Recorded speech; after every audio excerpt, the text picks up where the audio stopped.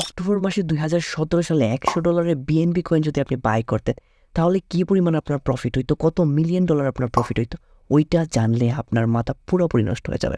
16 October 2017 BNB তার প্রথম all time লো create করে।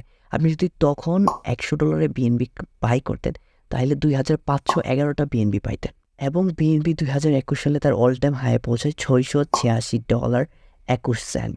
তার মানে আপনার ফান্ড 17,000 গুণ হয়ে যেত এবং আপনার অ্যামাউন্ট কত হইতো ওইটা জানার আগে আমার চ্যানেলটা একটা সাবস্ক্রাইব করে দেবেন। আপনার $100 $1,07,630 কনভার্ট হইতো।